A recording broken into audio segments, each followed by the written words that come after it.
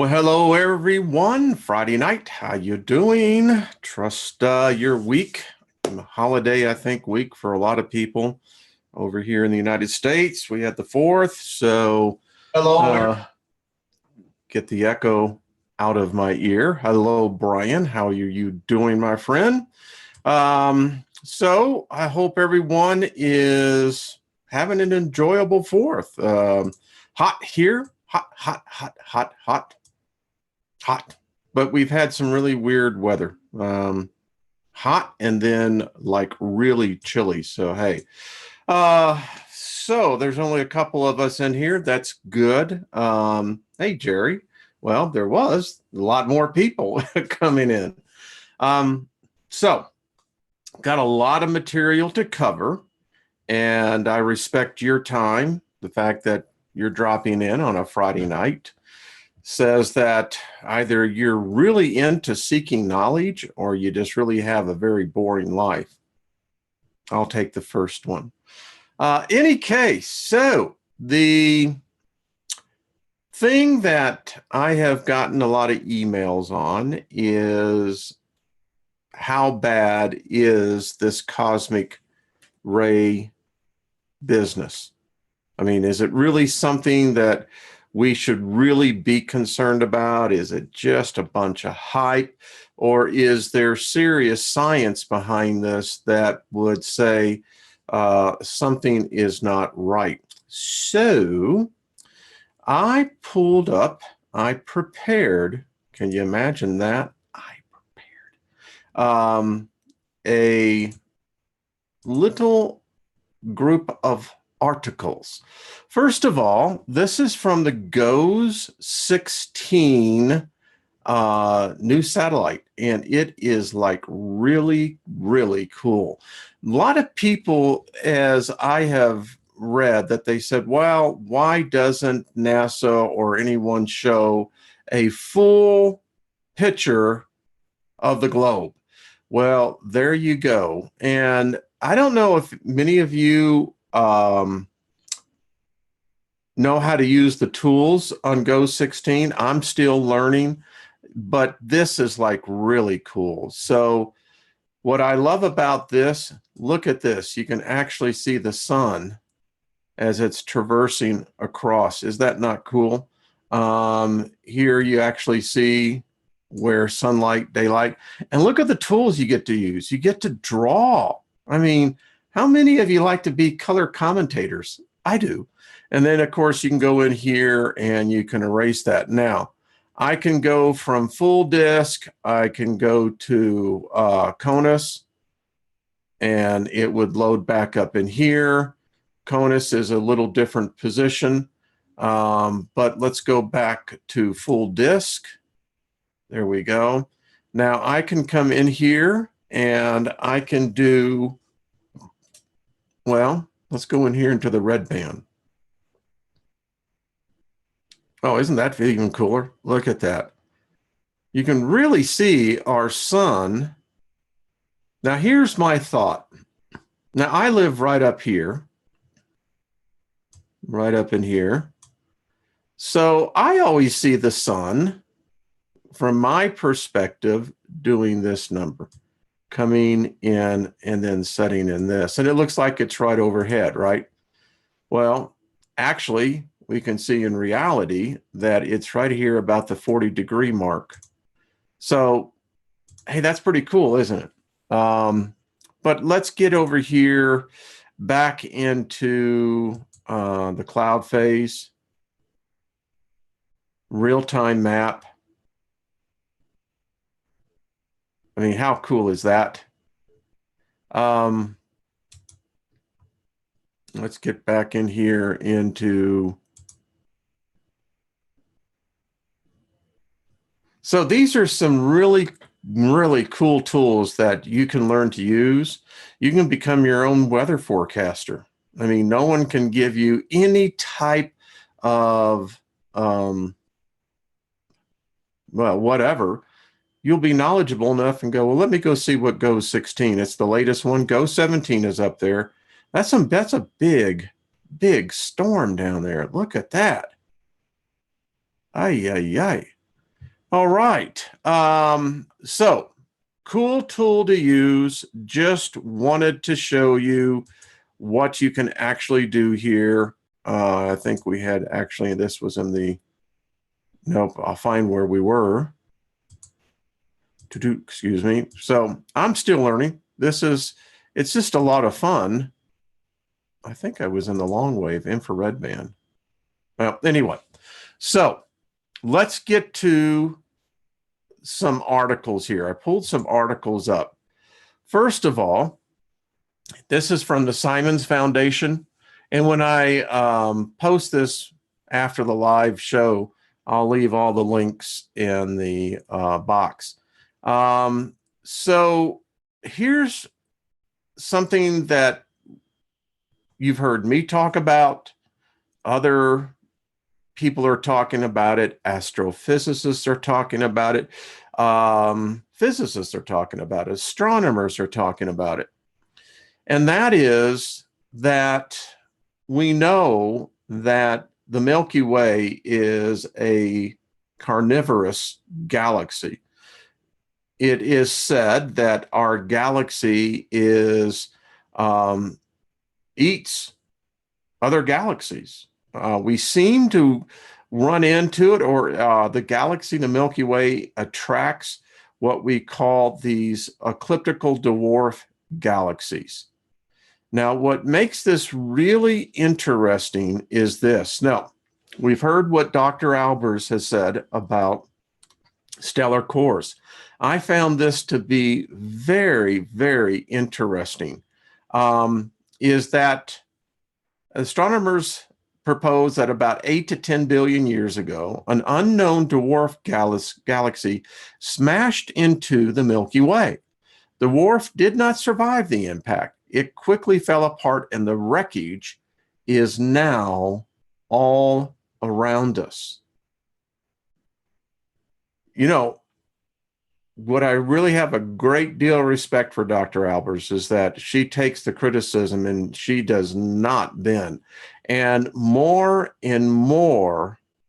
evidence is showing that our quadrant, our parsec of space, when you look at the Milky Way, it is said that we are out here in one of these outer bands.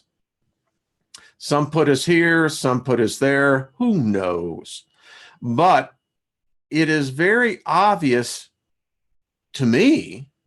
I came up with this over a year ago, came to this conclusion that we're still in the wreckage. And it is not pretty. I think that there were complete stars with their own planets that were obliterated in this collision. And I still say we're seeing the remnants of the Sagittarius dwarf ecliptical galaxy.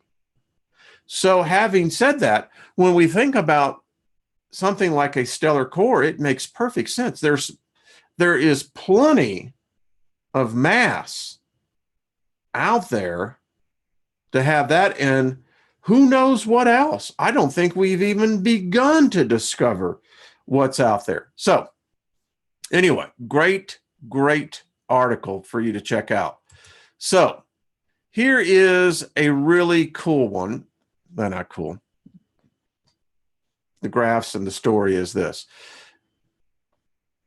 There is a company that is making an app that we can use that will allow you to determine how much radiation, gamma radiation, folks, cosmic rays, that you can be exposed to.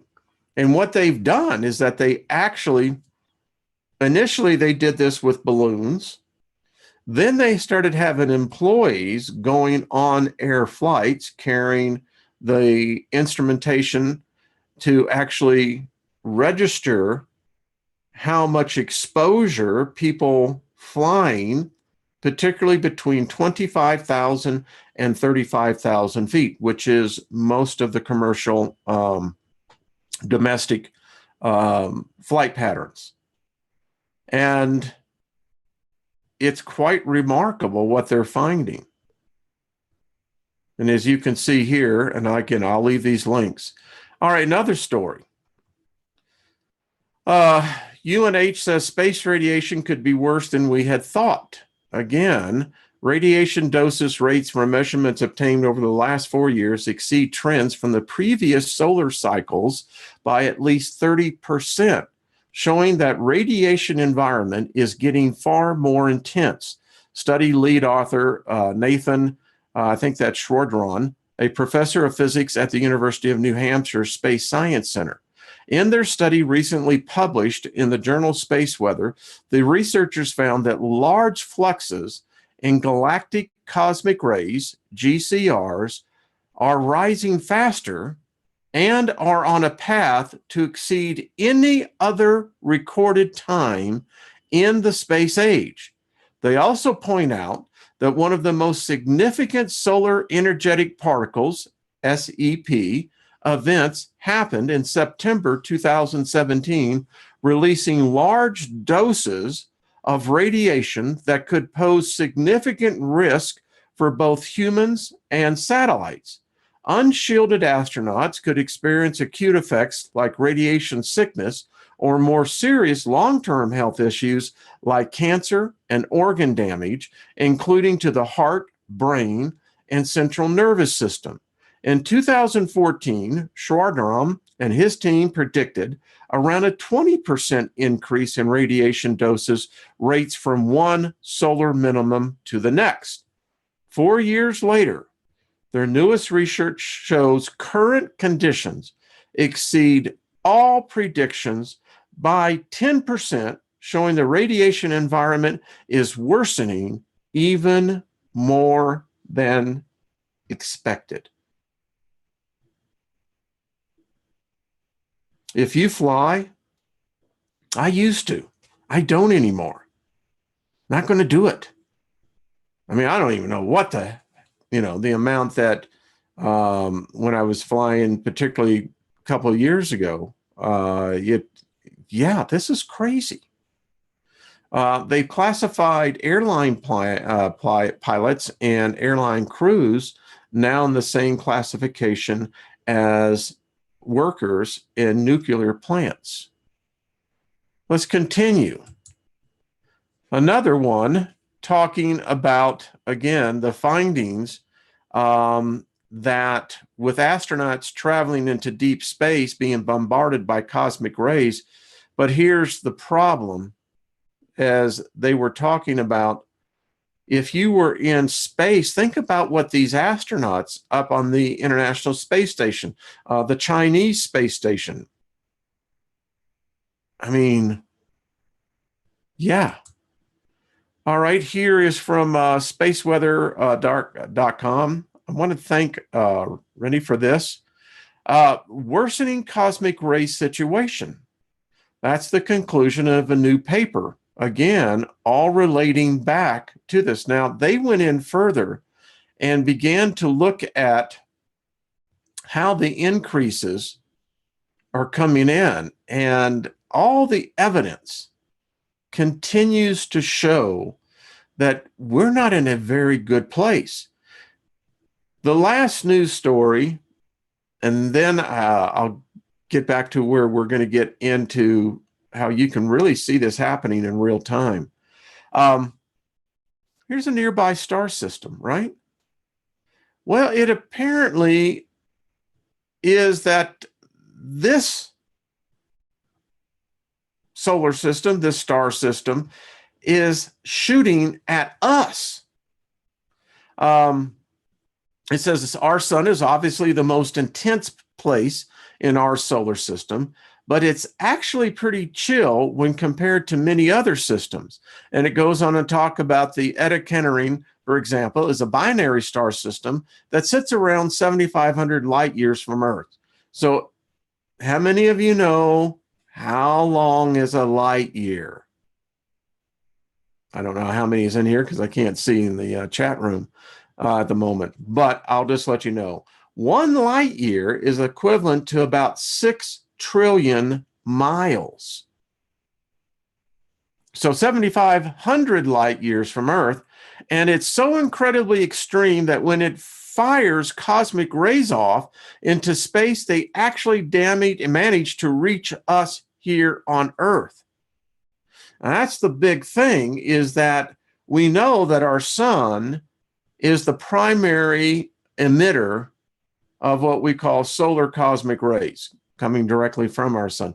It's now the galactic cosmic rays that are producing a problem.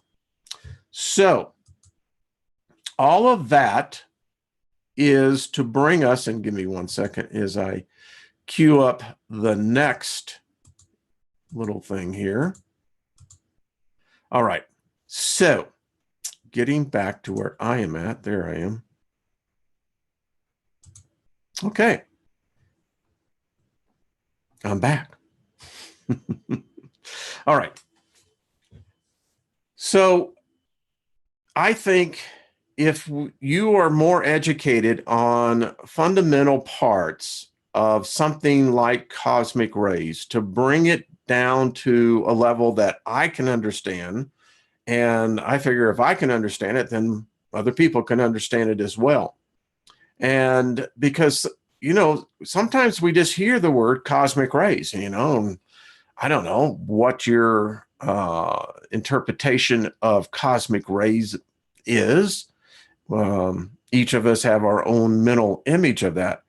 But what I do know is that if I can break it down and begin to understand what it's actually saying, well, I'm a little bit more educated.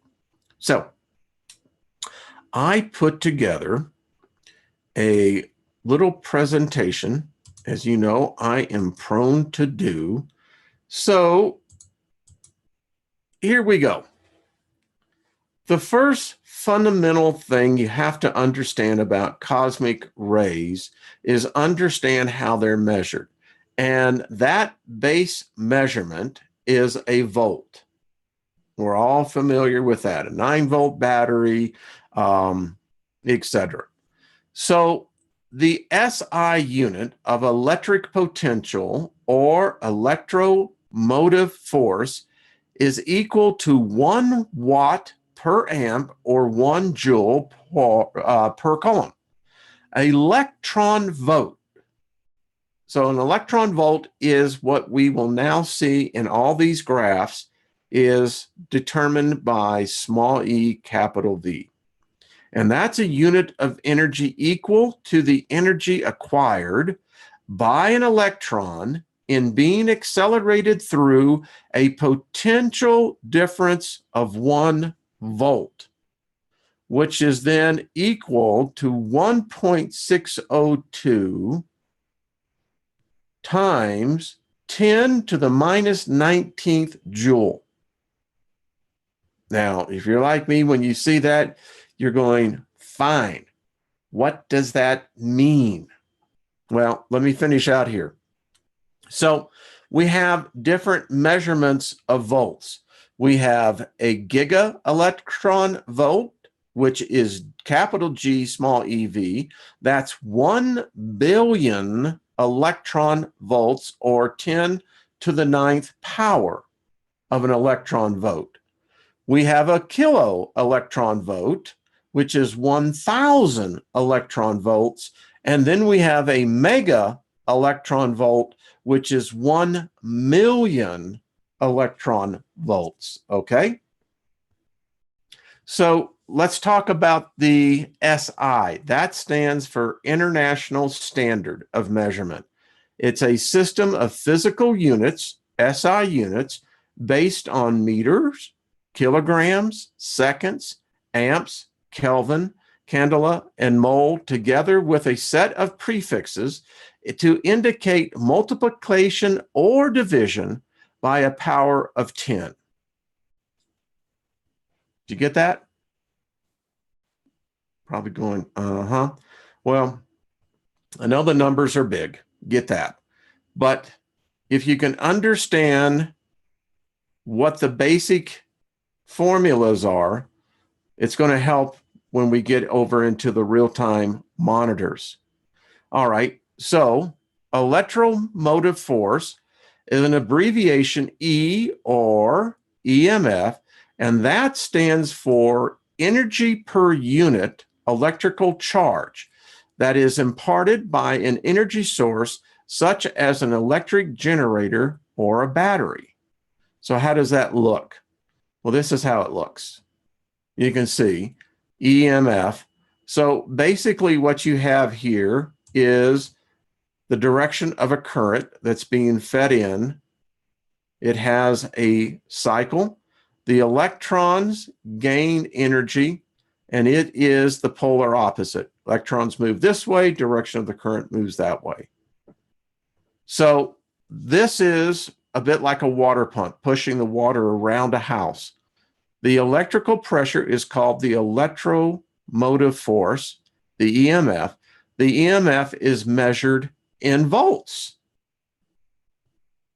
So, isn't that cool? Now you can see what a volt is, how a volt is actually derived. And depending on what type of electrical object, device, surrounding you're in, it's going to produce a field. And you can see here as an example, all across the spectrum. You can see in here as it begins to get into the electromagnetic fields, optical radiation of what we can see, ionizing radiation. It continues to get down into heat, all the way down, get this, to frequency and wavelength. We're going to talk about the Schumann resonance. This is how the electromagnetic field works on our planet or by a generated electric magnetic field. So watts and amps are both measurements involving the consumption of electricity, but they measure two different things. A watt is a measurement of power conversion, whereas amps measure the amount of electricity passing a point in a given amount of time. They can be converted, but only if you also know the voltage. Now, here in the United States, we operate on a 110 to 120 volt system. Over in Europe, it's different. So let's continue on.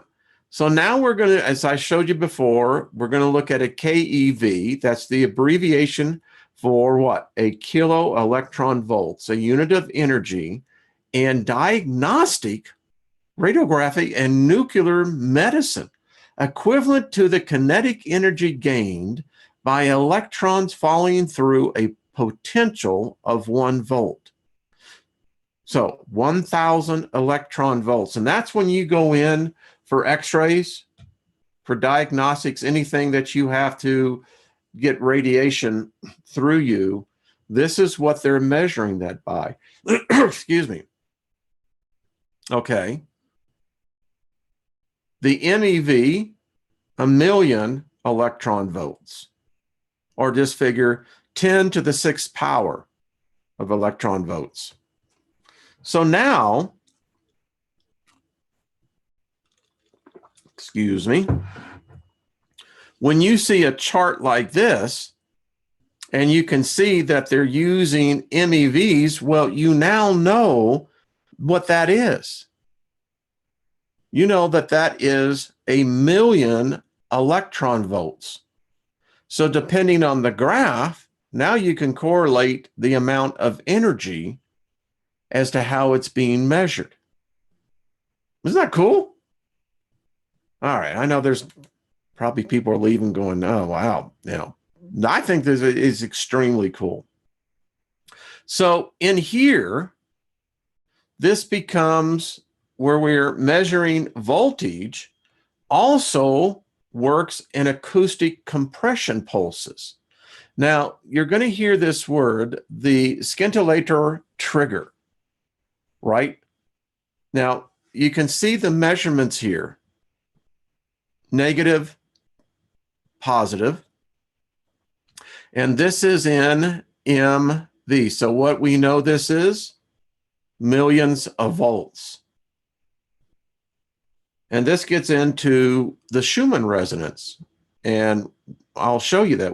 I'll actually show you a website that you can go to and actually see it live around the world. I just wanted to put this up here. So when tumors are being used, there's more and more science now being used on photon beam technology. I wanted to show you this where the gamma rays works both ways. So a gamma rays interact with matter. That's us. The dose delivered to the target is highest near the surface of the target, then slowly decreases with the depth of it. The proton beam on the tumor is exactly what it is. It's a proton beam. And so they're using gamma and X-rays in which to combat the tumor, but it's the exposure to gamma and X-rays that can give us the tumors. Go figure. So now you can begin to understand what happens when you begin to see the damage of the chromosomes. This is what's happening. And all of this can be measured. We know where the damage begins, what the tolerance is, and of course, it gets bad for us. Now, I wanted to show you, I was doing some reading this afternoon. This is probably the science of the future coming into existence today, using light to basically obliterate cancer, tumors, in a non-invasive way where you don't even have to cut the skin and you don't damage the other tissue. They're doing projects, patients right now. This is in Sweden and probably in other places, probably here in the United States, but this is proving to be a very effective weapon. And again, just to show you what we're talking about here. So now we know that when they're using 6 MV, we know that that's 6 million electron volts. Modified proton beam, and now we know that's 250. And now we can go all the way down to the proton beam, and you can see how they interact. Again, you now understand how measurements are done. And when you go into the hospital, you can now actually ask the X-ray technician, well, exactly how many, megavolts am I actually taking in? So now you know what the KEV, when they're talking about this. And also remember, as we go forward in dealing with cosmic rays, we are dealing with the X, Y, Z axis. We live in a three-dimensional world. So as we go forward, because we're going to actually see these cosmic rays here in a couple of minutes, comes in, hits the atmosphere, the ionosphere, with the atoms, produces showers of secondary particles. And those are the ones now reaching us in more and more numbers. And this is the real problem, flying. It's becoming a problem down here, but nevertheless, you can see. So there you go. I hope that was helpful. If it wasn't, well, okay. But anyway, so measurements all now equate to where we start seeing some graphs here. You can understand what's going on. You can, by seeing what they're measuring. If I haven't chased everyone out by now. So, all right, now we get to go to some of the fun websites. Give me 1 second as he pulls this up. Okay. I want to run this we're going to see what the Fermilabs has created. And folks, what it has created is incredible. This is going to help us when we see their real-time monitor on cosmic rays. So I wanted to show you, as they build this, what this thing looks like. It's a remarkable experiment. It's called the NOVA experiment. Each block that you're going to see, detecting block, remember, is 190 metric tons. And this is the construction. 4 weeks to build each section. 7 feet thick. And as you can see, they layer this. And this is a plastic polymer. There you go. I mean, it's incredible. And this is the staging area. The actual monitor is this building right behind. I think it's 2 basketball courts in length. So as they continue to layer after layer, and you can see how it's building up, it's 300 feet. I mean, it's just,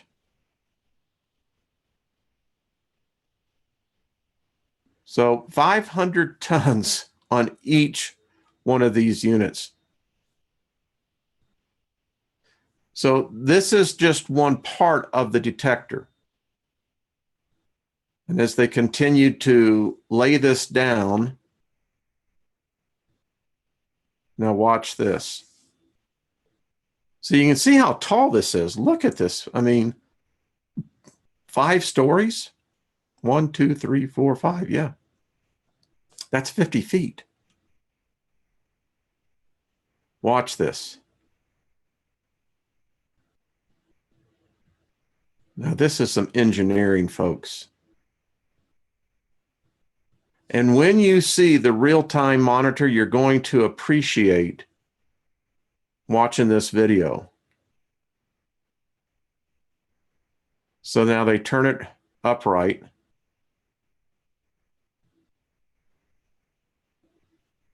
It only takes 10 minutes to move nearly 570 metric tons. And I mean, it fits in there tight. And this is some outstanding engineering. So now they have the first one done. And then they go back and start building the next section.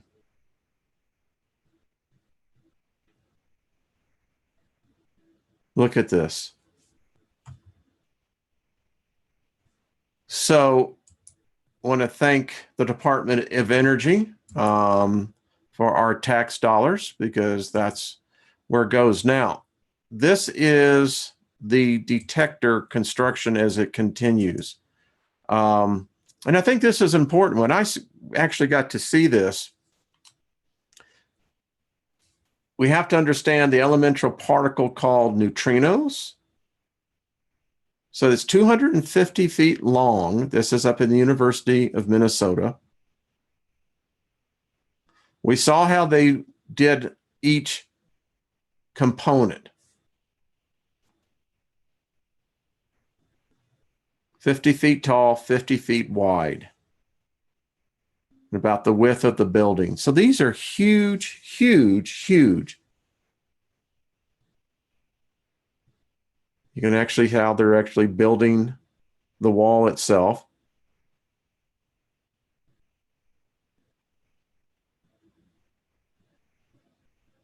So that's how thick it is. And we saw in the previous video how they begin to lay this down.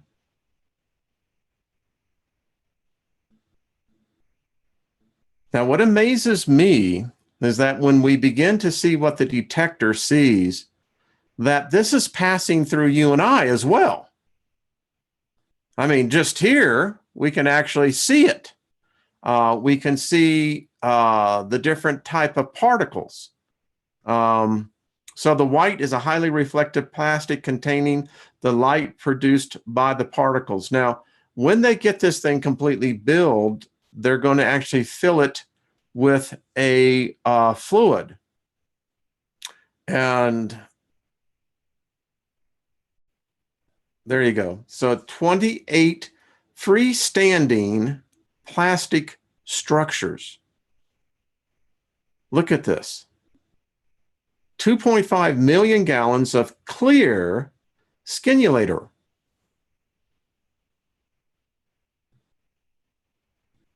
So 2 years to do this. They have photo sensors all through there.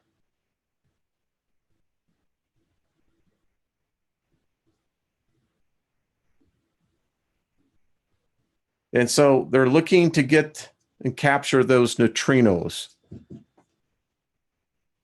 And they did it this way because it didn't require them to go all the way down underground, in which there are many of those type of facilities as well, deep underground, trying to capture those neutrinos as well. Okay, so thank you, Department of Energy. So one other little thing, this is a white paper if anybody wants it. I found it's not that difficult of a read. It basically begins to give you the background of everything that we watched, how they actually go about the capturing. So it's up to you. Now, even more, if you want these, let me know. I'll be more than happy to tell you, send them to you, and give you the links. Again, just some good fundamental information to have so that you can understand when we start actually watching this. So this is a Russian observation site, again, using the electromagnetic spectrum. I always want to do the Russians first. I'll get you over here. Now, this is a really cool website. It's called the geocenter.info. And if any of y'all are like really into the Schumann resonance of the Earth and you really want the real-time data, this is the website you want to go to. They have all the different collecting points. This is the actual heartbeat of the Earth. And when we know that there are interruptions to this, this is where that comes in. Again, more tools to use. It's a cool website to go to. I'll leave the links.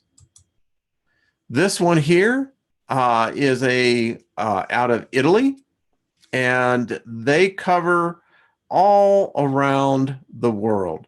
Here is your live spectrogram. It's updated every 30 minutes, and this is with a Marconi antenna. So you've got this radio and telescope that's out there. It's listening to space, and when it records any type of increase, anomalies, it's picked up here. But it goes on. This is the geophone. This is the Schumann resonance. Now, they do say that when we see this type of intensity, it could be the fact, and I'm going, okay, they're near an industrial area, and sometimes strong tones are detected by the geophone sensor caused by mechanical machines. I don't know what came first. I don't know if the machines there were first and then they set up this station here, and you're asking yourself why, or maybe the station was there and then machines came later. But if you have that type of interference, I would find that to be distracting. I'd also find that to become very much difficult to determine what is a true Earth event as to what is an artificial one. Here's the electrical field multi-strip daily representation, used for using anomalies from day to day. So you can actually go in here and begin your own tracking, your own files. Here's the geophone. This listens to the Earth for those vibrations. Again, this is a very cool website. Again, the same data allowed that they can actually do it in tracking points for you. And, I think the Schumann resonance is very important. I think the Earth has been telling us, but what I'm trying to do here tonight is just merely show you that these are tools that you can use yourself, that you can become familiar with. You can literally become the expert on your block. And it continues. Listening site. It actually shows how you can build your own induction coil, which, by the way, I'm going to do this so that I can start picking up what's up here in my region of Colorado. I mean, Yellowstone is not that far away. And here again, all the spectrums from different places across the globe of our planet. So this is a very cool website. I'll leave the links when I post this again. All right. So this is Live Meters. This is located right here in the United States, in the Del Mar Peninsula area. And what it does is that it just simply picks up what is happening out in space, hitting our atmosphere. And if I was to turn this on, it would blow us all away. Here. So what you're hearing here is exactly that. That's space. Enough of that nonsense. Great website. We tracked this thing back in 2014 and 15, and I swear to you, we were seeing what I think could have been a stellar core. This is a very cool website. This gives you listening to the natural radio frequency of our Earth and give you an idea of what it sounds like. Wait a minute. We have to go back here and stop this. Otherwise, that's going to get irritating. So you can go different places around the world, and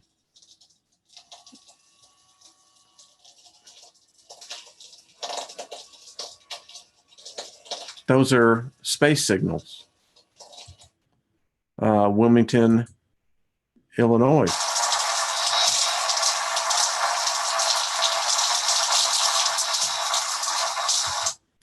Warsaw, Poland.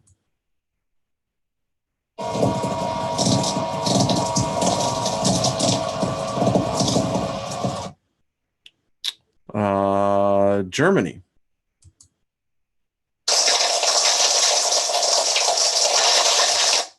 Cape Coral, Florida. Maybe not. Okay, so again, very cool. Kind of gives you where different locations around the globe.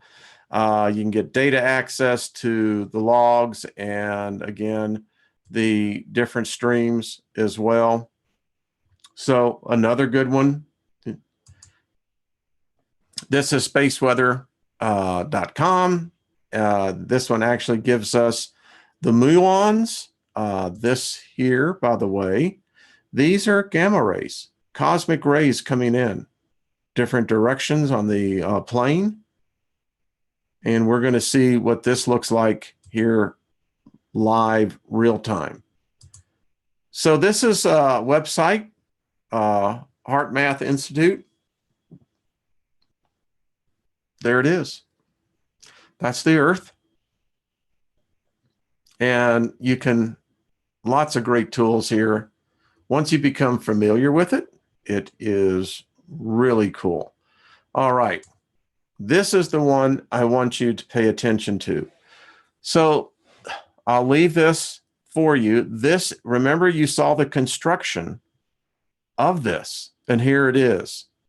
Give you an idea. This, you're looking down on, for if you were looking on top of the Earth, looking down.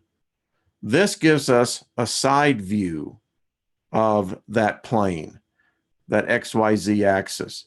And what you are literally seeing, and if you go down here, it explains to you. It says this image is the live data, refreshes every 15 seconds unless the detector's not taking data for some reason. It's never been off that I've ever watched it. The top large rectangle is the view from above, the bottom view from the side. Here's an example of how the maps into a 3D detector. The NUMI beam from the Fermilab is coming in from the right of the picture over this direction, okay? There's a beam there. Each pixel in these views is one long 15.6 meters thin, and it goes by PVC cell filled with mineral oil. A lit pixel is one where a charged particle crossed the cell, making a flash of light, color-coded by the time, the lower left, and it tells us right here is the graph, right here. This time graph shows how many such hits happened at which time. Overall, this is usually a 500 microsecond window of time. Most of the particles at the far detector are cosmic ray muons, which come zapping in from above and cross the detector in a long straight line. In 500 microseconds, we expect around 40 such muons. All the same picture, the colorful ones, which are the time axis is full, the neutrinos hitting the detector and making something we can see are far more rare, only a few per week. And if you're fortunate enough to be watching and recording, you can see what's happening. So I find this absolutely fascinating because this is what's hitting us. You can see from the top view down what's happening. So the beam is coming across, and it looks to me many times to almost be the proverbial bug splat on the windshield. And the intensity of the particle itself, again, is made by the color. I'll let it refresh. Look at that. Now, when I first discovered this, you do get kind of mesmerized by it. I will say this. There. Now, that's what's hitting us all the time, folks. Hitting you, I, all living things, going through the earth. We can't see them with the physical eye, but they're there. Now, there is one more. This is another detector. Again, this one is much like the detector above. This one here is what they call the Nova Near detector. Again, much like the NUMU beam up above, this one here has the same. I'm trying to think of the fluid. There we go. I'm going, all right. The same way it's measured up above. It's just that when the cosmic rays come in on this one, we're actually looking at the neutrino intensity. And so represented by the different colors, and some don't even, they just simply, that's it. Check that out. And so when we start seeing papers from universities, this is the data that they're using as well. And if they're seeing the increases, well, we're seeing it as well. And if the trend continues, I think, and it's just my opinion, that you would want to be well informed as to what's really going on. Now, who knows?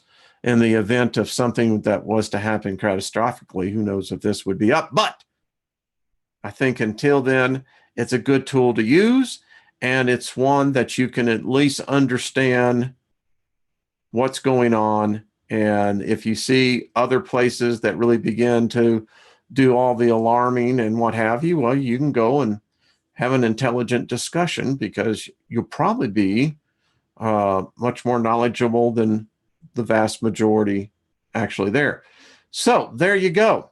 I hope that that was informative. I hope. I find it informative.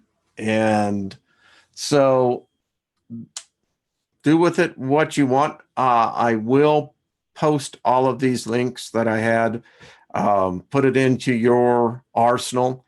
And, you know, as I continue to do videos, now you'll have an understanding when Dr. Albers comes on and, you know, she starts talking about measuring, you know, millions of electron volts. We now know how that's done. We understand how those measurements are derived. We may not be able to do the math. I mean, come on, 10 to the minus 19th power. You know, I can't do that. Couldn't even do it with a slide rule. But anyway, and with other guests, we'll have a good understanding. And I think that that's where you'll get knowledgeable. Then I'll get knowledgeable. Who knows what you'll discover. So I hope it wasn't a real waste of time for your Friday night. I don't think so. It's exciting. And then you can start using the other tools, you know, integrated space weather. Find out now when you see those tools that I'm using on the heliosphere, the magnetosphere of our sun and of our Earth. It's all related. It's all tied together. And that's what I try to do. If I could at least have a broad range of different resources, different data sources to go, hey, it makes me at least knowledgeable enough to know where they are. Oh, good. Well, thank you, Brian. It is good brain food, and you don't have to any more guess or speculation. There's a lot of people who speculate, a lot of people that write articles. And when I read them, I'm going, well, where are you getting your data at? Because I can go to the real-time data and go, well, something's not right here. Either the person is misinformed, or they just weren't aware that the data is not available. And, you know, I have a list of other websites that I'll be continuing to bring out, but you're getting a lot of what I've had for years, and hopefully many of you will just start studying it. You're brilliant minds, smart as I am, so that's why we hang out together. Well, Brian, what are you doing? Ice Station Z. I'm trying to find someone for tomorrow. Anyone interested? I don't know what that means, Brian, but anyway. Hello, Claudette. How are you doing? I haven't heard from you in a while. Trust you're doing well. Cosmic rays are not good for you. They damage DNA. Yeah, they actually obliterate it. That's the problem. I was having a conversation with a person today, and what we were discussing was this. I'm at that age, it really doesn't matter. 20 years from now, I'm not going to be procreating. I'm not going to be having any more children. And, whatever type of cellular damage that's being done to my body right now, it will take some time for that to show up. But it's the younger generations now. You think about someone being born like our granddaughter, that this is the world they're coming into. And if it continues to escalate the way it's going, we're going to have to come up with something to protect us. Maybe moving back into caves. I don't know. Maybe there'll be a whole new boom in earth homes. You think about what was taking place in the 70s and the 80s with earth homes. You know what? After I've read this, that's not a bad idea. Now, they can still get through. These neutrinos can still hit us, but there's going to be fewer of them. And maybe that's why all the elites are getting the missile bunkers. You get down there around 300-400 feet down, and you are going to be somewhat protected, but they're still coming through. Well, there we go. This has been fun. Hey, listen, I appreciate all of you. Hope you have a great weekend. I know many people, this is kind of a holiday weekend. Our friends up in Canada as well. You folks over in the UK, I hear it's a little hot.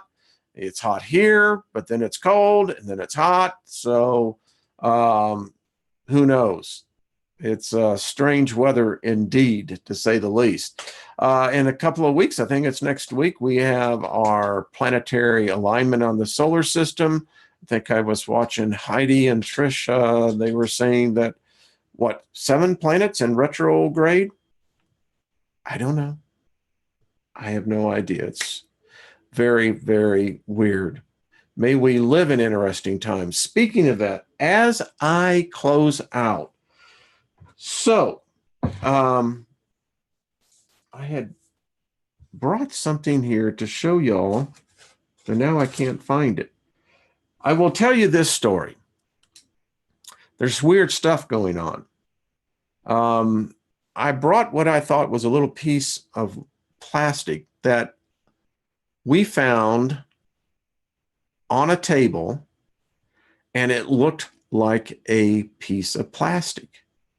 Except when I touched it, it jumped alive. And I swear, it had hair-like projectiles coming out of it. And we're sitting there watching this, and then all of a sudden, it just went flat. And when I picked it up, it was like a little piece of plastic. There was nothing there. I don't know. Some weird stuff out there, folks. Hey, listen, appreciate all of you. We'll see you Sunday morning with Jeff Doherty. And, of course, Monday night again with Dr. Albers. So I appreciate all of you. Have a great weekend. Be safe. And we'll talk to you all real soon. All right, folks. Thank you, moderators. Thank you, and thank you for coming in. Bye-bye.